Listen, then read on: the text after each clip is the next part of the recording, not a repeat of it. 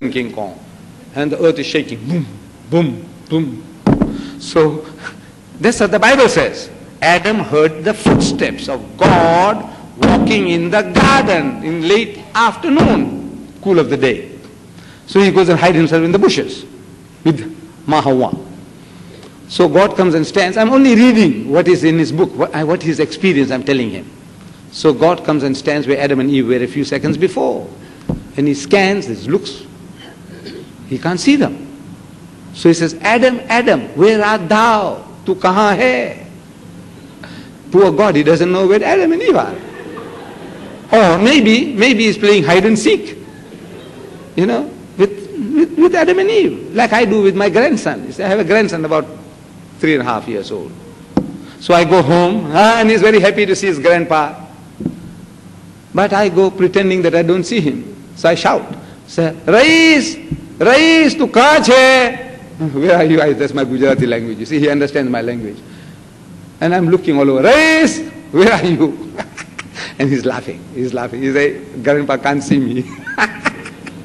So maybe the Almighty also was wanting to have a little fun, you know, so playing hide and seek.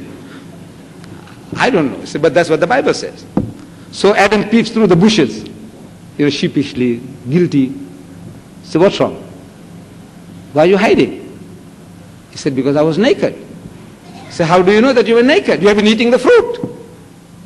So he says, no, it's the woman that gave us to me. She made me to eat. In other words, he's blaming Allah for giving him that woman. Say, if you didn't give me this woman, I wouldn't be in trouble.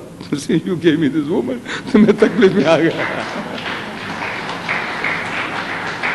And he says, you woman. He said, no, it's the serpent that beguiled me. Shaitan ne hame, wo saap ne hame puslaya. So, you know, the cowards, our grandfather and grandmother first, they're cowards, you see, passing the buck, the responsibility, somebody else. The oldest game in the world, still with us today.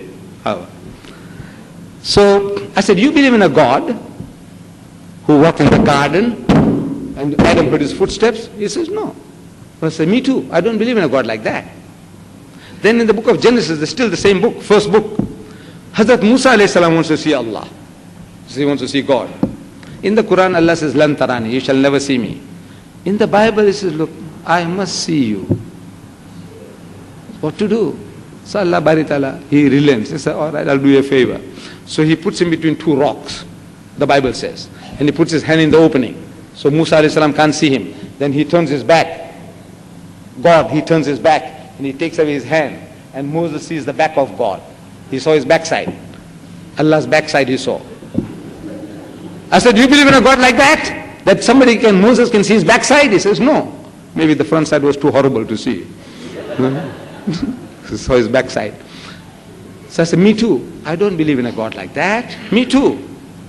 I said, you know, you say the Christian, your father, mother, the whole Christian world, they said, Mary, the mother of Jesus, she carried Jesus for 9 months.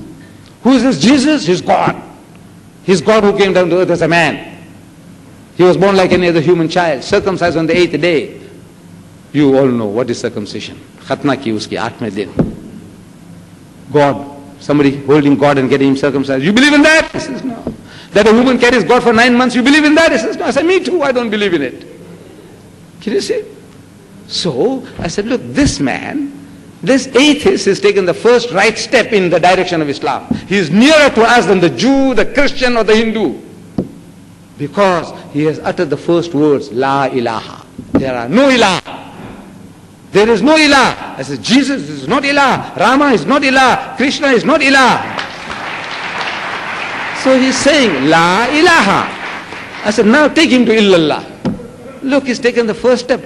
What do you start with? Anybody wants to become a Muslim, what do you say? Say, La. What is La? No. Ilaha. Koi ilah nahi. Koi ma'bud nahi. There is nobody worthy of worship except Allah.